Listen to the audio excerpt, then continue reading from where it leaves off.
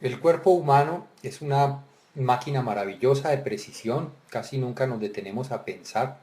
Está formada por 20 o 30 trillones de células que trabajan de una manera concertada, de tal manera que la buena salud es el resultado de la sinergia, o sea, del trabajo coherente de todas y cada una de esas células.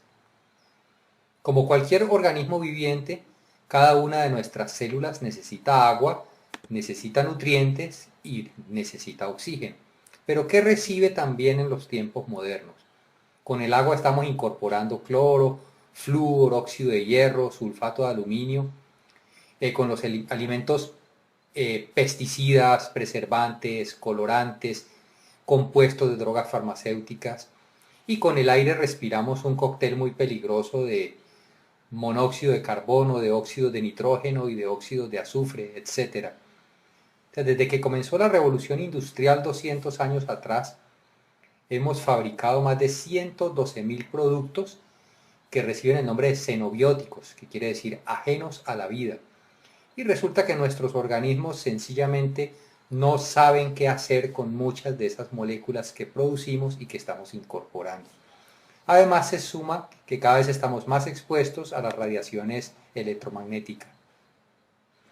Esta información proviene de unos artículos del Departamento de Estado en Estados Unidos. Ellos hablan de más de 70.000 sustancias químicas artificiales en productos que usamos corrientemente y en la aparición e introducción a los mercados de 1.000 sustancias nuevas cada año. Podemos encontrar fácilmente alrededor de 700 químicos industriales en un cuerpo humano. Y en 2.500 exámenes de sangre se encontraron porcentajes muy altos de 148 productos químicos. Y la Escuela de Salud Pública de la Universidad de Columbia estima que el 95% del cáncer es causado por dietas que contienen cantidades excesivas de toxinas. Por un lado, estamos incorporando tóxicos. Es la moraleja de hasta dónde hemos avanzado. ¿Qué ocurre a nivel celular dentro de nosotros? Dentro de cada una de nuestras células hay unos organelos que se llaman mitocondrias. En esas mitocondrias se produce el combustible celular, que se llama adenosíntrifosfato, ATP. ¿A partir de qué? A partir de los metabolitos simples. Los metabolitos simples son simplemente los nutrientes que vienen de toda la digestión de los alimentos. Nosotros consumimos carbohidratos, consumimos proteínas, consumimos aminoácidos. El estómago, los ácidos del estómago y el proceso digestivo convierten, o sea, desmontan todas esas moléculas en moléculas más sencillas, las entregan a cada una de las células y a partir de esos metabolitos simples, como se conocen, las mitocondrias fabrican ATP, que es simplemente la gasolina de las células. El ATP es la principal forma de energía que utilizan las células para realizar su trabajo biológico. Podemos decir de una manera más o menos metafórica que nada al interior de la célula se mueve sin ATP. Es decir, el ATP proporciona la energía para el trabajo biológico útil de cada una de las células. La molécula de ATP está formada por una base nitrogenada que se llama adenina, que está unida al carbono 1 de un azúcar que se llama ribosa, y ese azúcar que se llama ribosa en su carbono 5 enlaza 3 grupos fosfatos de alta energía. ¿Qué nos interesa retener en nuestra mente en este momento? Que la molécula de ATP, que es la forma de energía utilizada por las células, contiene, entre otras cosas, un azúcar que se llama ribosa. La palabra ribosa es simplemente un acrónimo del Instituto Rockefeller de Bioquímica y la descubrió y la describió Phoebus Lejeune durante sus estudios sobre el ADN. ¿Qué pasa con la ribosa? En presencia de ribosa, o sea, si tenemos suficiente ribosa dentro de nuestras células, los depósitos de ATP se recargan muy rápidamente. La ribosa es una sustancia natural extremadamente segura. ¿Para qué es indispensable también la ribosa? Para la síntesis de los ácidos ribonucleicos. Recordemos en el colegio que veíamos que el RNA y el DNA o el ADN, el ácido ribonucleico y el ácido desoxirribonucleico. ¿De qué se encargan estos ácidos en el interior de las células? El ácido ribonucleico es el transmisor de la información. Las células necesitan comunicarse entre ellas. Por ejemplo, llegan los mensajes a través de las hormonas sobre hay que madurar sexualmente, le llegan a una niña, por decir un ejemplo, a los 14 años. Y hay todo un trabajo orquestado que empieza a ocurrir en su organismo para que tenga lugar la maduración de esa joven. Esos mensajeros de información son los ácidos ribonucleicos.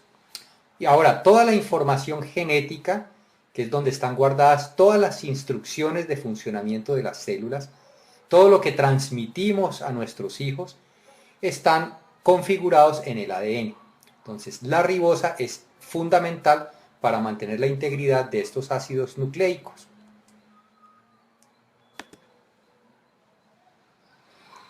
Ahora, en ese proceso de producir energía, las células convierten esos metabolitos simples en ATP y para eso necesitan oxígeno. Esa reacción química se llama oxidación. Durante la oxidación, algunos átomos del oxígeno que utilizamos, alrededor de un 5 o 7% de esos átomos, pierden un electrón y se tornan muy reactivos. Esos oxígenos tenían 8 electrones en su órbita externa, pierden uno, quedan con 7 electrones y se vuelven muy agresivos, con una capacidad muy grande de oxidar. Esos átomos de oxígeno reactivo necesitan robar un electrón para equilibrarse. Entonces, ¿qué empiezan a hacer alrededor? A causar daños. Estos átomos de oxígeno reactivo inicialmente reciben el nombre de radicales libres. Hay varias generaciones de radicales libres, cada vez más agresivas la una después de la otra. La primera generación de radicales libres se llama radical superóxido y son potencialmente peligrosos. ¿Por qué? Si no se neutralizan oportunamente, generan una reacción en cadena conocida como estrés oxidativo.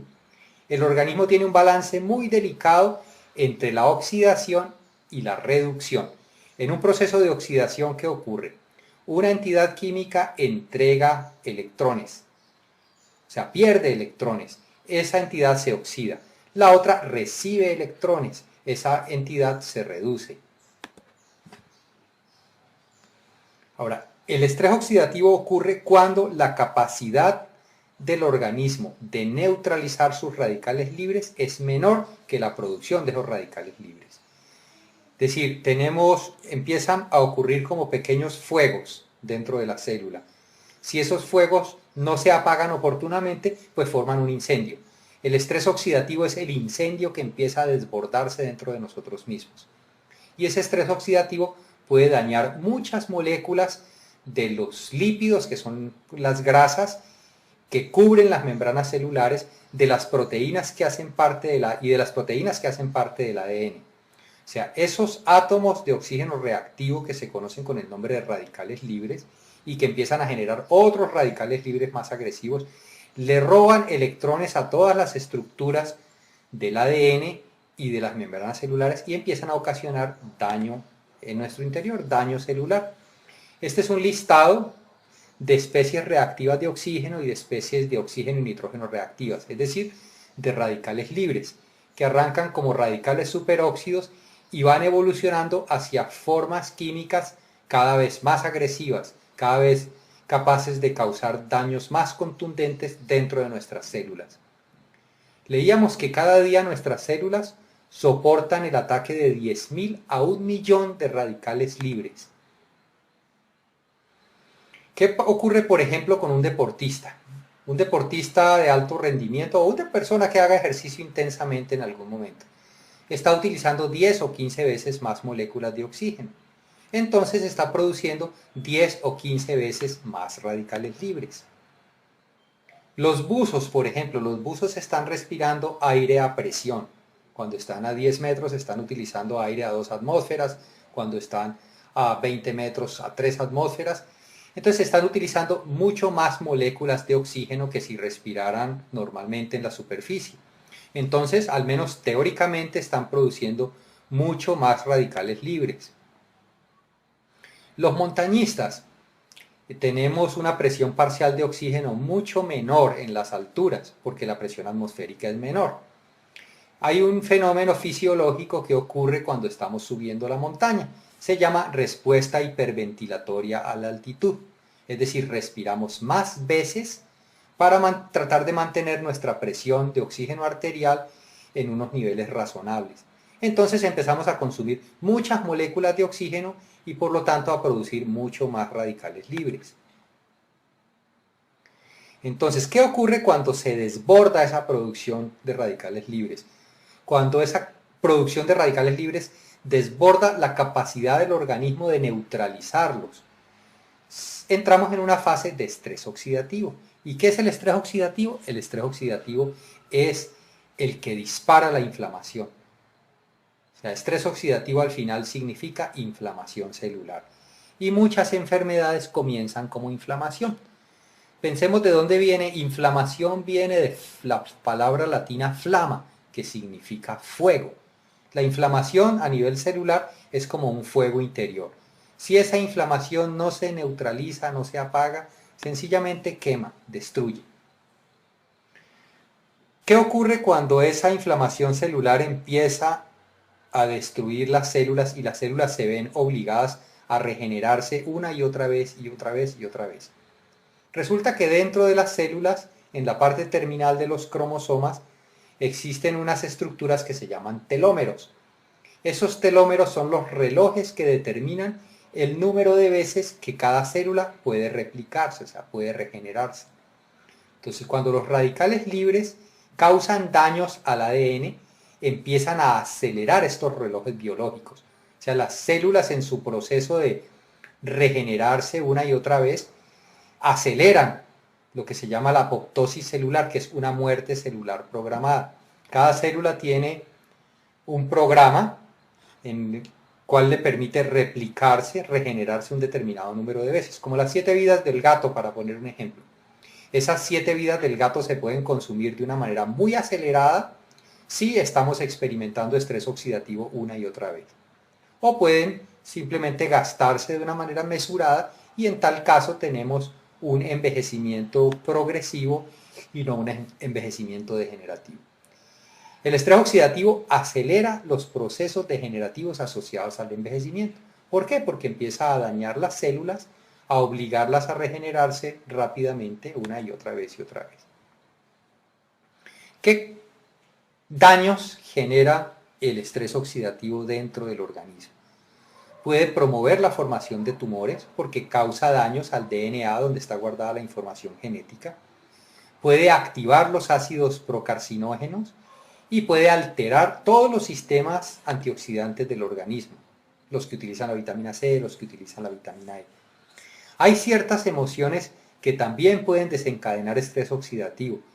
Todos hemos experimentado cómo nos desgasta una angustia, cómo una rabia nos deja incluso con el sistema inmune bajito. Nos enfermamos fácilmente después de experimentar estrés, después de experimentar angustia. Pero, digamos, hasta ahora hemos tenido un panorama de cómo nos intoxicamos desde afuera y cómo también nosotros mismos producimos una forma de contaminación interior que se llama radicales libres. La naturaleza es muy sabia y ella balancea las cosas. O sea, para neutralizar los radicales libres, que son subproducto de nuestra producción de energía, y para desintoxicar las células, el organismo fabrica un antioxidante llamado glutatión. Le hemos puesto un antioxidante multipropósito porque cumple muchas tareas. El glutatión fue descubierto en 1888 por un científico francés, de Raifaide.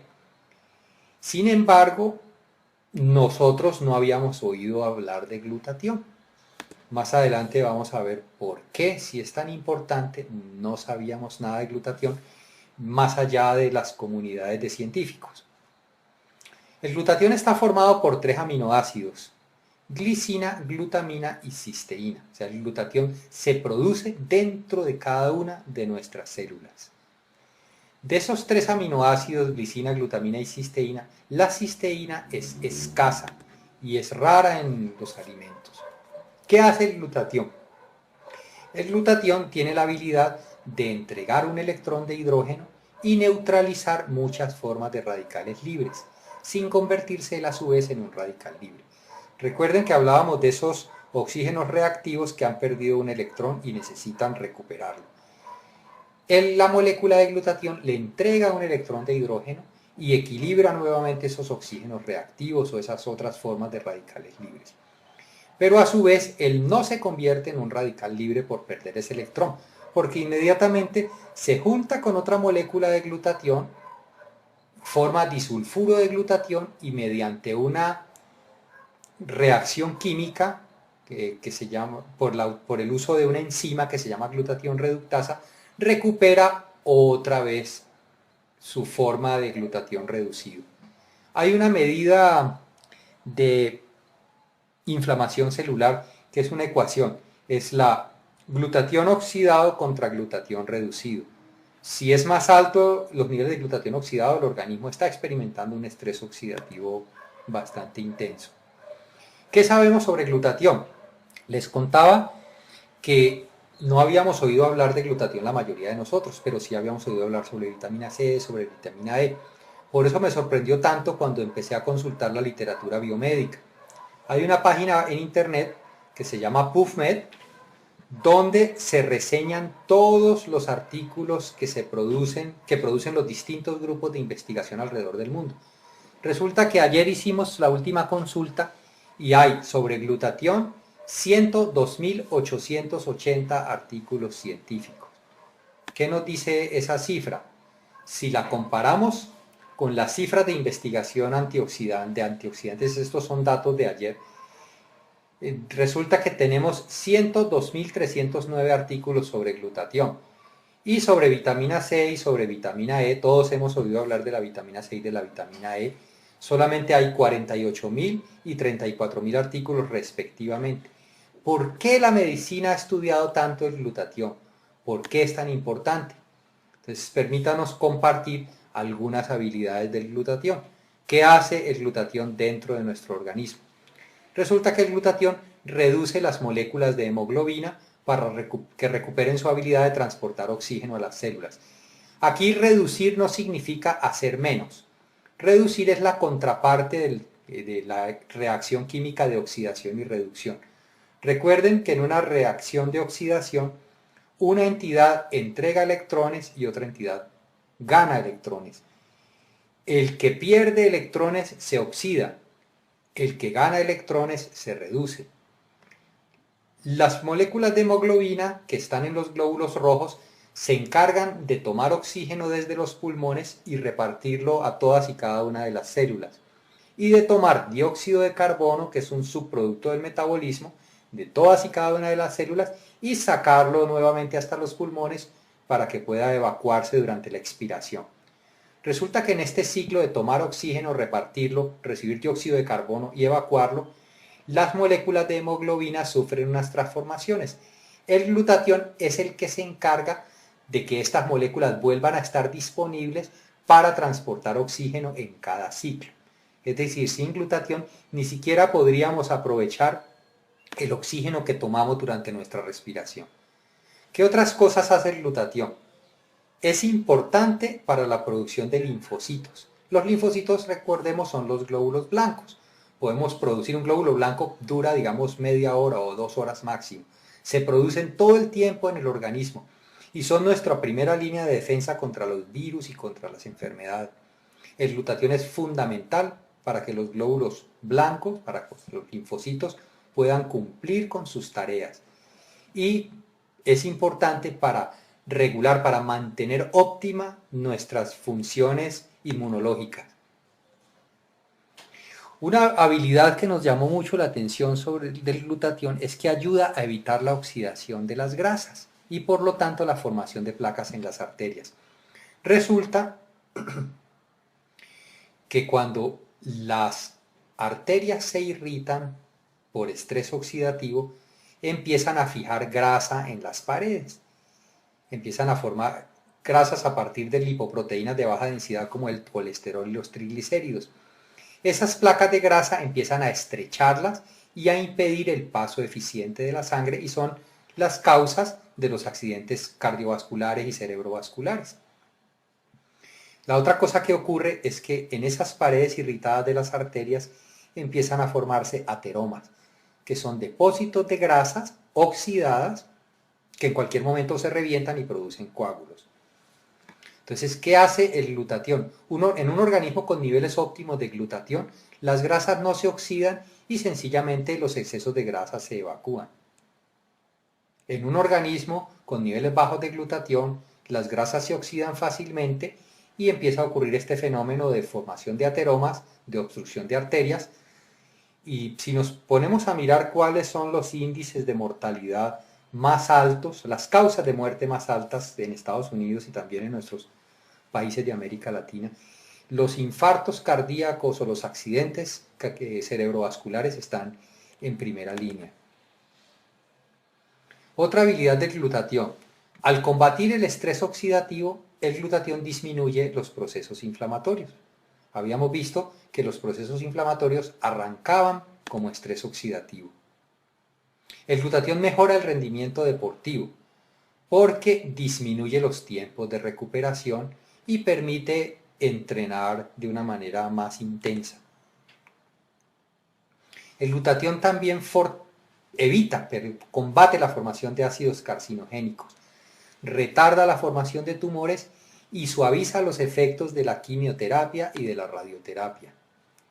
El glutatión también ayuda a disolver la mucosidad y disminuye la inflamación de las vías aéreas en enfermedades obstructivas crónicas como el asma o como la bronquitis.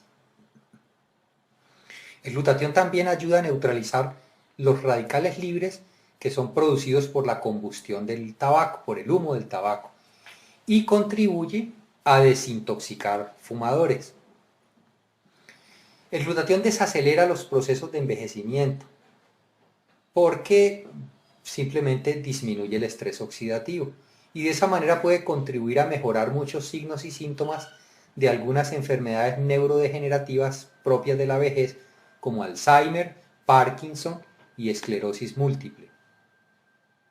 El glutatión también desintoxica ciertas sobredosis de drogas y una gran variedad de solventes, pesticidas y herbicidas. Nos llamó mucho la atención encontrar, por ejemplo, que el acetaminofén, que es un químico que se utiliza corrientemente para los dolores, sea tan tóxico. Encontramos muchísimos artículos sobre la toxicidad de acetaminofén. El glutatión también tiene la habilidad de quelatar metales pesados. Quelatar es como hacerlos inertes químicamente. Estos metales pesados como el mercurio, el cadmio, el arsénico y el hierro se acumulan en los tejidos. El glutatión los saca, los hace solubles en agua y facilita su excreción. Ahora, con un suministro adecuado de glutatión, los investigadores que desarrollaron maneras eficaces de incrementar los niveles de glutatión encontraron mejor respuesta al estrés oxidativo inducido por el síndrome de inmunodeficiencia adquirida o SIDA. Con niveles elevados de glutatión también se restauran algunas funciones del hígado y se mejora la protección contra las complicaciones de la diabetes. El glutatión tiene la habilidad de contrarrestar los efectos dañinos de los acetaldehídos que son producidos por el metabolismo del alcohol y que son los que causan la mayoría de los daños a largo plazo. El glutatión ayuda a evitar el cansancio y el dolor muscular que son característicos del síndrome de fatiga crónica. El hígado, los pulmones, el corazón y el cristalino son los órganos donde más glutatión se produce, se almacena y se recicla. La buena salud del cristalino depende de tener buenos niveles de glutatión en el organismo. El glutatión también protege contra la inflamación por gastritis, úlceras estomacales, pancreatitis y procesos inflamatorios de los intestinos, incluyendo las colitis ulcerativas y una enfermedad autoinmune que es la enfermedad de Crohn. La buena salud durante el embarazo y el parto y la lactancia requiere también niveles muy altos de glutatión. Una habilidad muy interesante del glutatión es que contribuye a proteger los tejidos del cerebro, previniendo los daños por radicales libres. El glutatión se encarga de reciclar la vitamina E, que es la que tiene la habilidad de reducir la acidez del cerebro. Ahora, el cerebro es el órgano que más recibe el ataque de radicales libres porque es el que más consume oxígeno y por lo tanto el que más radicales libres produce. La mala noticia es que nosotros producimos, nuestro organismo, cada célula nuestra produce niveles óptimos de glutatión hasta que tenemos alrededor de 20 años. A partir de allí empezamos a producir cada vez menos glutatión, más o menos un 10 o 15% menos por década, un 1% menos por cada año. Mientras tanto, los niveles de estrés oxidativo suben. A medida que nuestros niveles de glutatión disminuyen, estamos más susceptibles al ataque por radicales libres y al ataque por los tóxicos que estamos incorporando cada día. Hay otros factores que contribuyen al agotamiento del glutatión, como nuestra exposición a toxinas, a oxidantes, a drogas, a sustancias xenobióticas, los procesos de envejecimiento, la inflamación crónica, las infecciones como el SIDA, la hepatitis, las enfermedades crónicas degenerativas, la polución, la pérdida de sueño, el estrés y el alcohol. Y un efecto que no podemos subestimar es nuestra exposición a las radiaciones. Estamos tan expuestos a las radiaciones que nuestras células reciben todos los días un bombardeo constante. Y ese bombardeo tiene la capacidad de desconfigurar algunas moléculas, de hacerles perder electrones, y finalmente de producir radicales libres. Todos usamos televisores, dispositivos de comunicaciones, hornos microondas, etc. Muchas de estas radiaciones ionizantes pueden contribuir a generar radicales libres. Un factor que no podemos subestimar es lo que está ocurriendo con las dietas. Las dietas inadecuadas, especialmente el consumo de refritos hechos con aceites hidrogenados, pueden causar estrés oxidativo. Y estas dietas acidifican y provocan inflamaciones en el organismo. Los estudiosos de nutrición han empezado a llamar estas dietas inflamatorias. En resumen, hay más de 74 enfermedades asociadas a los bajos niveles de glutatión. Tenemos desde enfermedades cardiovasculares, pulmonares, neurológicas, oftalmológicas, inmunológicas, infecciosas, reumatológicas, oncológicas, dermatológicas. Si los niveles bajos de glutatión, esto está ampliamente documentado en la literatura médica. 74 o más enfermedades asociadas a los niveles bajos de glutatión.